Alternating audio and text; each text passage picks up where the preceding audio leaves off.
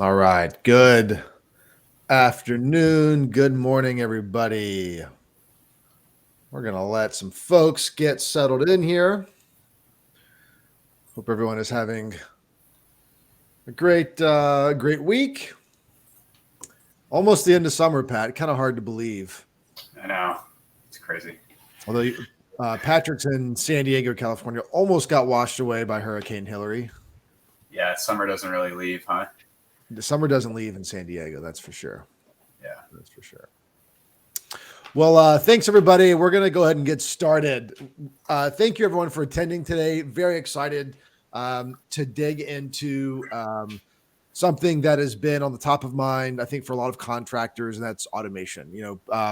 Patrick, you're up. You're going off to the AGC IT conference in Chicago. Yep. I know automation is a big topic. I was just at the CFMA, Construction Financial Management Association conference, regional conference down in the Southeast. Automation's huge topic there as well, right? So we are going to dig into the four main automations that as a subcontractor, if you're in the specialty world, MEP world, trades, you need to be thinking about these things for the business. Before we dive in, Patrick, I believe this might be one of the first times you've done a webinar with us.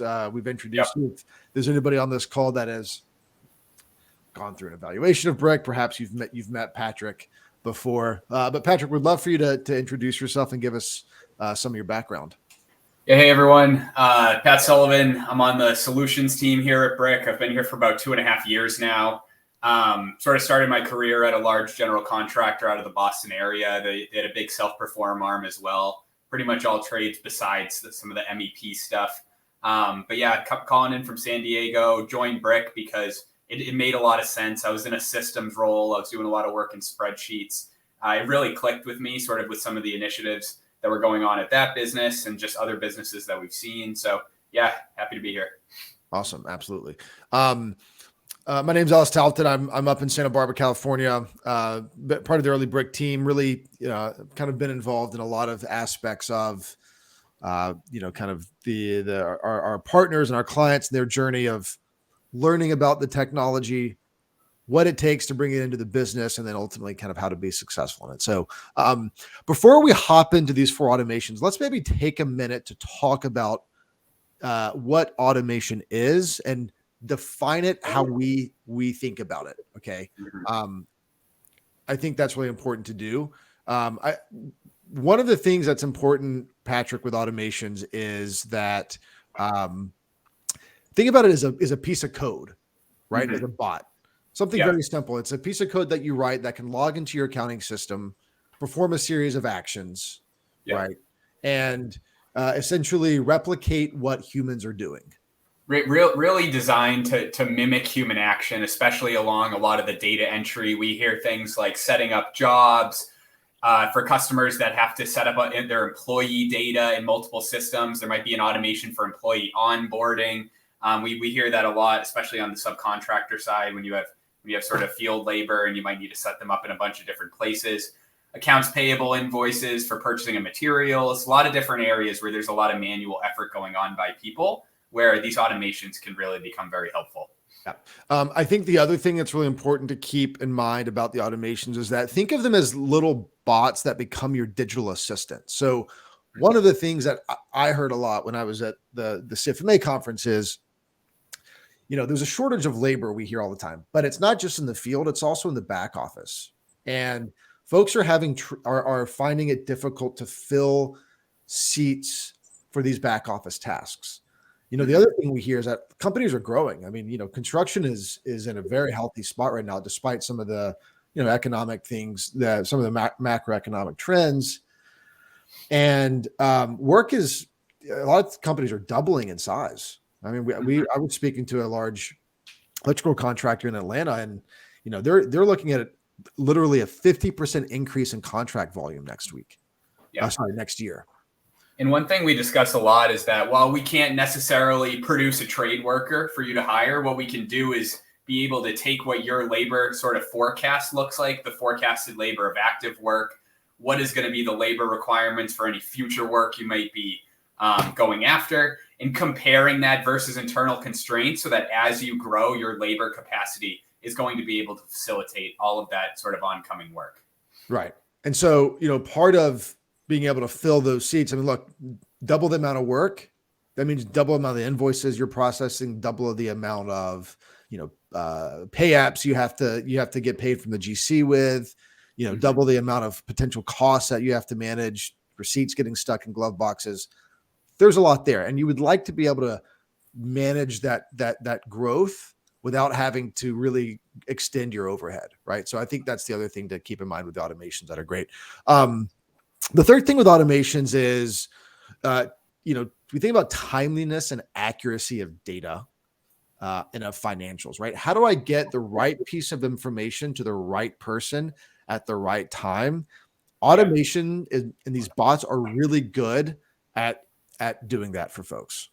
And I think that's something we can spend some time on today. We work with a lot of customers who believe in the idea that the right data in the right person's hands that much sooner is going to lead to better decision-making within the business, being able to mitigate risk. If I have a job where my production rate for a cost code isn't going to meet that original estimate, typically a lot of the customers we talk to, they want to know about that as soon as possible so that their executive staff can proactively take action. And I think we can get into sort of how these automations provide the different, especially leadership positions within the business, the ability to see that information and take action on it that much sooner. Yeah. The other thing about, the ability to kind of improve the timeliness and accuracy of the data is that, being able to, a lot of companies are looking at, hey, how do I spin up analytics projects? And, we've seen a lot of the trends with AI. Can we take advantage of some of the predictive technologies out there? In order to do that, you need good, clean data. Mm-hmm. Automation is a great way to ensure that your data pipelines, if you will, that your data remains accurate and up to date, throughout the entire business. The fourth thing I think that's important to mention about automations is that they're relatively inexpensive to have these days, right? It's not, you look at something like Chat GPT, right, which is kind of an AI technology. OpenAI spent about $100 million, building that product. That's just, it's cost prohibitive for any company to try to build their own, internal Chat GPT. Automation is not the same thing, right? Highly scalable and relatively inexpensive as well. Yeah, I mean, the bots, they've been around for a while. That's why there's a lot of websites. You go to sort of sign in, you click off the checkbox that says, I'm not a robot. This technology's been around a while. What we're seeing is it's just becoming more prevalent, specifically in construction, specifically around a lot of these critical financial workflows within the business. Yeah, 100%. Okay, so with those kind of four things in mind around automations, let's dig into the four categories where we see automation being used today. The first is around your projects. You think about everything from how do I get a job set up, right? And a lot of companies we talk to, you might be setting up a job, in some cases, 4 or 5 different places. How do I turn my estimates, take what my estimating team has done and be able to set that up and set up my budgets more quickly?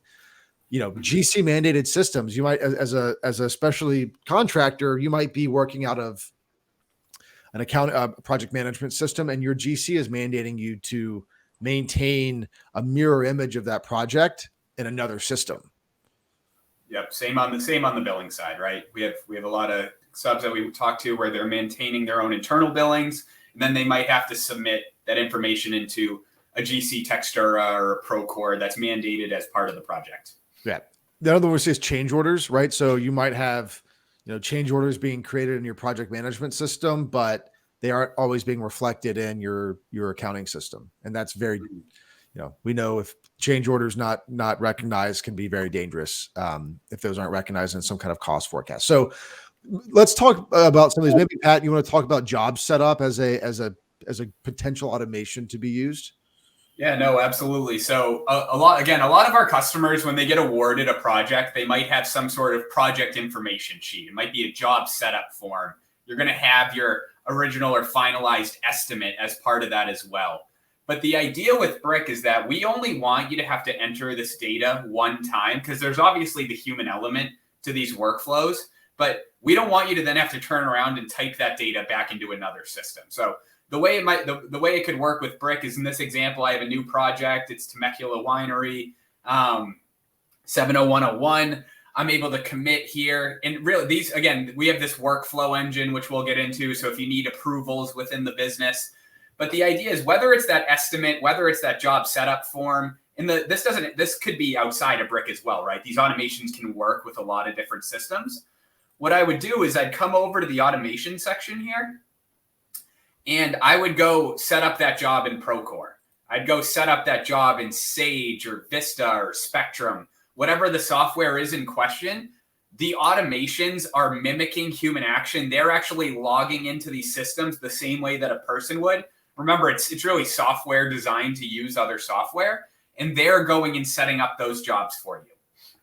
Yeah, 100%. And again, if you think about kind of why do this, I mean, this is, if you're a project manager, if you're on the accounting side or the operations side, whoever is part of owning this, I mean, these are things that can be taken off of a plate of taking data and then and then manually putting it into an accounting system. It's just mundane work that doesn't add a lot of value, and that can be offloaded to to bots. Yep. Okay. So, job setup, estimate to budget. Those are great examples. Anything you want to mention, Patrick, on kind of change order automation or mandated system automation? Yeah, I would just say that we have a lot of customers, especially when you're running longer projects. If you're mandated to maintain your own, let's say, internal Procore, and you need to also re-enter all that data into the general contractors Procore, it's purely double entry at that point. So we have a lot of customers who will use their system as designed, and then use an automation to enter that data into the mandated system. Again, it's a requirement, right? It's part of these projects. It's part of the sort of agreement to work on the job with the general. So we want to use the automations to reduce the amount of time that somebody like a project manager or project admin, project accountant might have to spend that time doing manual entry, where it might be more valuable for the business if they're doing analysis, digging into the details, looking for exceptions, sort of all that type of work. Yeah, 100%. So think about how you're running your projects. How are you setting up your project teams for success? How are you allowing them to eyes on the job, not on a screen? Okay. This is the idea around your projects. Okay. So really important category of automations to be thinking about today. The other category of automations we think about, Patrick, is how do we plan better as a business? And really this comes down to forecasting, whether you're forecasting costs at a project level, whether you're thinking about the business, 3 to 4 years out, 1 to 2 to 3 years out around revenue, and building different scenarios around, if I take this work, what is that impact does it have several years from now? Thinking about how that impacts your labor, and most importantly for those in the specialty field is cash flow, right? Talk a little bit about how the automations work in this category, Pat. Yeah, no, totally. So when it comes to whether you're MEP, civil, or any specialty, sort of outside of those, what we typically hear is on that side of things, a lot of the companies we talk to really live and die by labor and production and cash flow.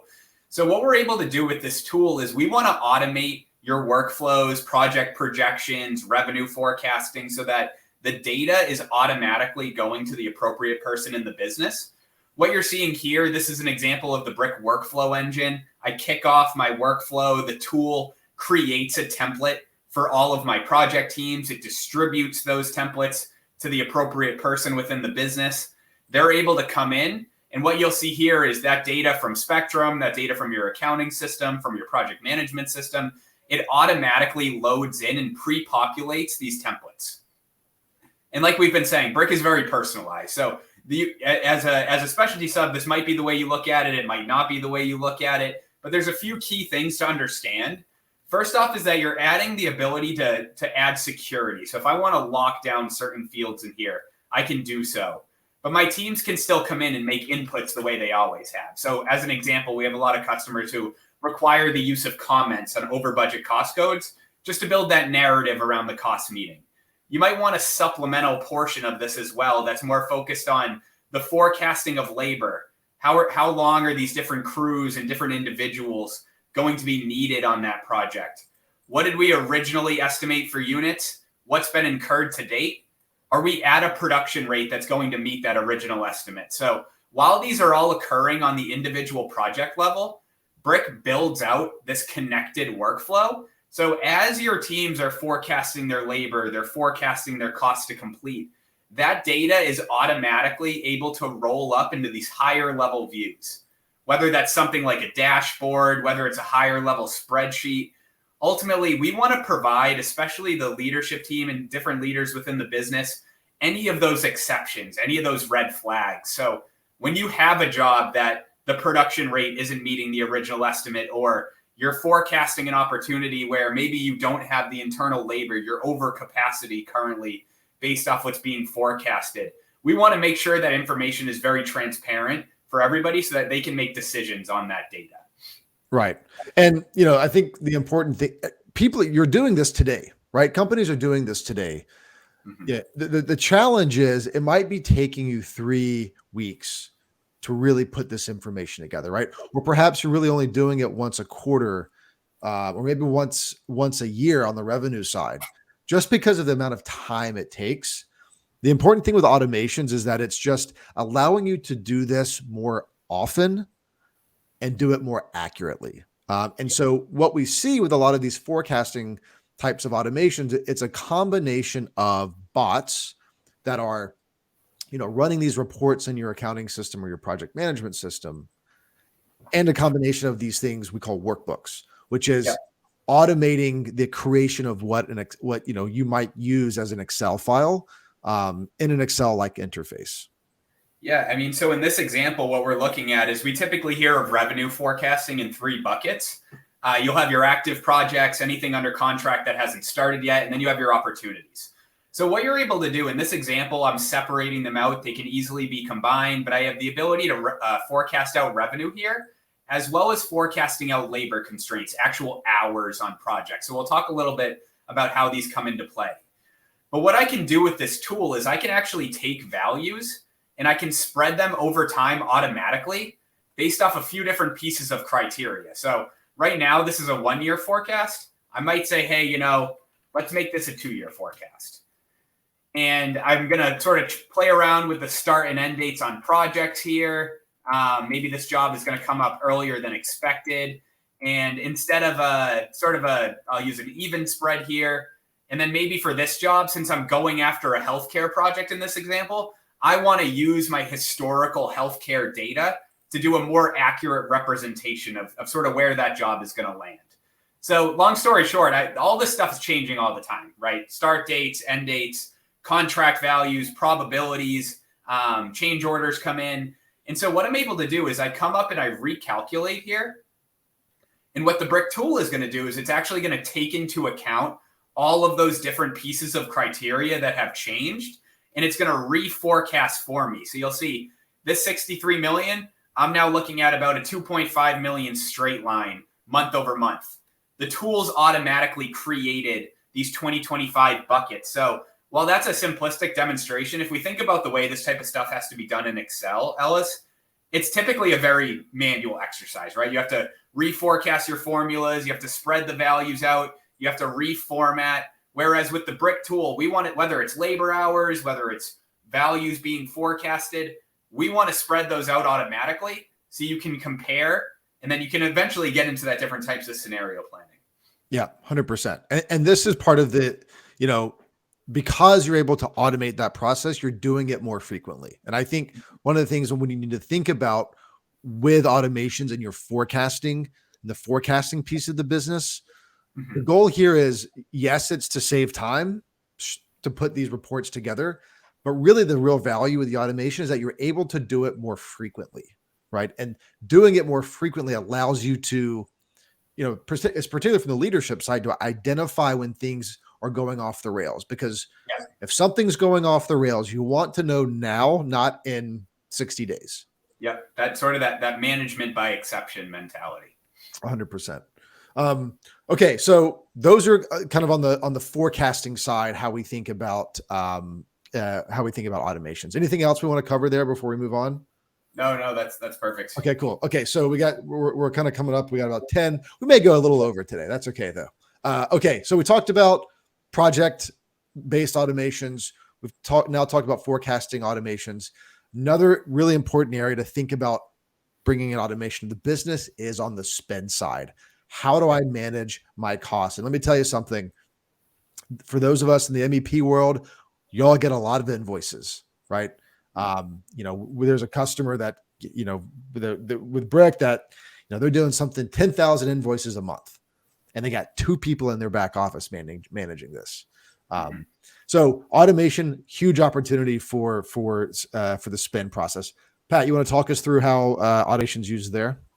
Yeah, no, absolutely. So like Ellis was saying, especially on the subcontractor side, we see a lot of customers who receive tons of invoices every month for materials. And even if they have any subcontracted work, it might be a subcontract invoice, but specifically around the materials, the first question is always, how does the invoice actually get into Brick? So typically what we see is companies have some sort of AP at the business email set up. It might be AP at Talton Electrical Company, something like that. So what we're able to do is we're going to ingest those invoices automatically from your email inbox. We grab them out using an automation.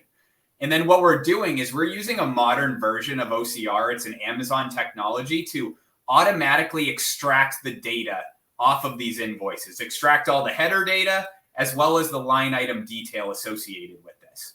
So why does that matter? These invoices come in all the time. You might get them off hours, on the weekend, at lunch. Brick is always consuming these invoices. We're always extracting information. We're always processing them. And that's not to say that there doesn't need to still be a person in the loop. We're very aware that the AP process has a ton of caveats with it. Vendors do things certain ways. They might put something the wrong way. They might do a different type of format. Some might get a discount. So what we want to do is we want to automate the extraction of the data off the invoice, put the individuals on the AP team into more of a management position as opposed to the data entry portion of it, so that they can come in, make any adjustments they need to make. Brick has an approval workflow. So if these invoices need to go to project managers for jobs, department heads for overhead accounts, they're going to get distributed to the appropriate person through our workflow engine. Those individuals can come in and allocate the cost now associated with these invoices to projects and different places, general ledger accounts, things like that. And then ultimately, once these are approved, we're using our robotic process automation to type those values back into the system for you. And then, if you're an AP clerk, if you're on the AP team, you're certainly not losing your job, because there will always be exceptions. There will always be invoices that need to be revised and sent back, right? Yeah. So what we're doing here is we're taking kind of the idea with a lot of automation is that, look, it's the Pareto rule. 80% of my time are spent on 20% of the invoices, right? It's really taking care of those bottom, 80% where the costs come in fine, the vendor sets it up properly, and you just need to get those processed. It's the top 20% potentially challenging invoices, or you need to work with a project manager to dig into why something was, match against the PO and the kind of the receipt. Really what you're doing is you're freeing up this extra time for AP clerks to work on things that are valuable. Yeah. And that really leads right into the other section of this, which is going to be the credit card side of things. So actually being able to connect to the institutions that you have your credit cards. You might have a fuel card. You might have your project teams might have a Home Depot card, an Amex, different things like that. So what Brick will do is we'll actually connect to your bank or to the institution distributing the card, so that instead of having to wait till the end of the month, receiving a statement and then sending out that statement to sort of get allocation data from the project teams, throughout the month, these transactions are flowing into the platform where teams can now come in and using a mobile app, using the Brick desktop. Usually we see sort of more in the field, the use of the mobile app is a little bit more popular. Being able to take these transactions and allocate the cost to a project or a cost code, a cost type, easily upload any backup associated with that. Again, send that information along an approval workflow. And then same story, right? Take this data and automate it back into the system so nobody has to spend time manually rekeying this information. Yep, 100%. When you automate the spend portion of the business, what we're doing is not only you saving time, but you're eliminating surprises when you're running these, when you're forecasting at a cost level, right? Mm-hmm. We want our project managers to be looking at these cost reports that are as of today, not as of 30 days ago. When costs are coming in the business, we want those costs recognized on job cost instantly, not 30 days from being received. So that if I'm billing against this job, I know that I'm truly overbilled and not underbilled. I'm really protecting my cash when I'm better processing my costs. Okay. So a really important automation to think about is on the spend side there. Okay. Last one here. Let's talk about billings. Getting paid, the other side of the cash equation, Patrick. Yeah. From a specialty contractor perspective, how should specialty contractors be thinking about automations on the billing side? Yeah, so I mean, a lot of what we see is just that sometimes systems might not enable teams to be able to do the billing the way they want. They might revert to Excel. Different generals might require different formats when it comes to these pay applications, like breaking out change orders, groupings, different things of that nature. You might have to maintain your own internal billing as well as entering those billing informations into a mandated Textura or a mandated Procore or any of those other solutions that sort of offer that as well. I know GC Pay, we hear a lot as well. So what you're able to do with this solution is really, it's one place to manage all your invoices. We can bring in all the relevant data from your systems like contracts, bill codes, customer information, so that your teams can come in, fill out all the appropriate information that they need, whether it's the billed amount for the current period, attaching backup, being able to automatically consolidate these packages. We're able to attach backup at the individual line item level to substantiate what's being billed. And then really the idea, and I think where it just comes into play a lot of the time, is being able to then automate this data into other places. So you have your own internal source of record when it comes to this billing information, with the ability to push that data into another system if needed. Yeah, 100%. And look, part of having a more automated billings process is actually having a more automated spend process, right? Mm-hmm. So the other thing about these automations, and the reason we've chosen these 4 automations, is because they are all, tightly linked, such that an improvement upstream in how you set up your jobs, for example, has an impact all the way down to the speed at which you're getting paid. And we know from, in the subcontractor specialty world, pay cycles can often be 90 days contractually. Like, that's as fast as it can go in some cases. Obviously, depending on your relationship with your owners, with the GCs rather, maybe you could get paid faster, but you certainly never want to be 91 days, right? If you can 100% of the time, let's say 99% of the time, hitting that 90-day cycle, and if not earlier, that has a huge impact on the business. Be able to grow, to be able to support growth and start new jobs. Yeah, well. And from what we hear, a lot of that has to do with actually just being able to process all this information in time, the AP invoices, the credit card information, being able to get that posted in the system so you can turn around and then substantiate the billing with all that information that's been processed. Right. Okay, so as we wrap up here, think about these 4 categories. Imagine a world where you have automated job setup, an estimate to budget. You've automated change orders and key documents between your project management and your accounting system. You're automating your forecasting process. You're no longer doing a month close. You're doing a daily close. Every single day the financial position of your company. You're automating that process. You're automating your spend and billings process. Your costs as of today, every single day, and you're able to get paid faster because you're spending less time putting these applications together. So really important to think about these 4 places to introduce automation to the business. The thing that I like to think about here is when you're running these automations across these 4 workflows, what you're doing is you're creating transparency and consistency in your processes.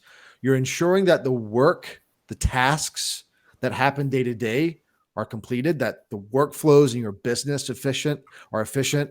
And really what this is about, Patrick, is giving leadership visibility into the business, right? Yeah.